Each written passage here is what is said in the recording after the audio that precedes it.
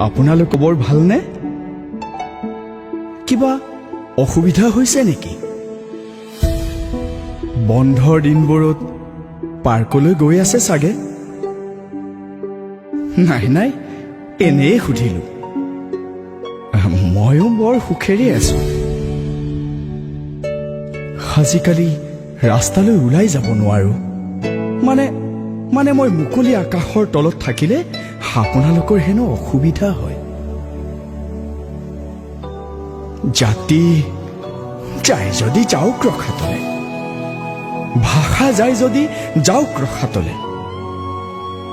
আমিতো ইংৰাজী নজনা নহয়, আমিতো গামোচা পিন্ধা জলহো নহয়।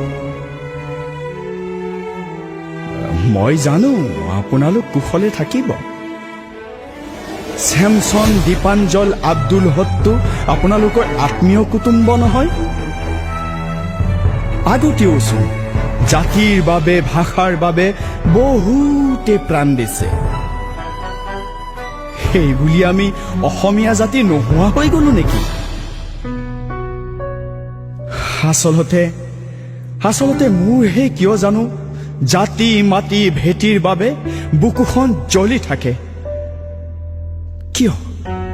কিয় ইমান অশান্ত মই? আকৰগোজ হৈ বাৰে বাৰে ৰাজপথত থিয় হৈ শ্লোগান দিওঁ। গাঁৱৰ হোজা ব্যক্তিসকলৰ লগত লগ লাগি দিছপুৰ কপাই তোলো। আন্দোলন হেনো মোৰ পেচা। ঠিক কৈছে তেওঁলোকে। নহলে আপোনালোকে বুজাৰ দৰে কিয় বুজি নাপাওঁ দেশভক্ত জাতি প্ৰেমীসকলক? মোক জেলতে থাকিবলৈ দিয়ক। মই বাহিৰত থাকিলে মানুহবোৰে আকৌ জোৰ লৈ ওলাই আহিব।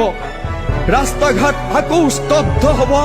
চৌদিশে বঞ্চিত জনতাই হাহাকাৰ কৰিবলৈ বল পাব।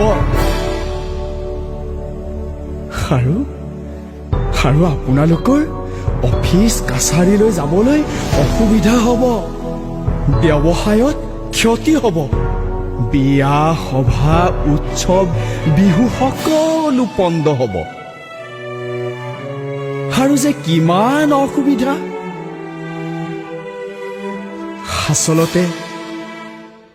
আচলতে মোক ফাঁচি দিব লাগে, নহলে আজীৱন কাৰাদণ্ড। শুই থকা জাতিক জগাই তোলাৰ অপৰাধত, হিন্দু মুছলিম খেলি খেলি আমাক নচুৱাই থকা নেতাসকলৰ সুখনিদ্ৰা ভংগ কৰাৰ অপৰাধত। খাব মিনতি কৰিছো আপোনালোকক, মোৰ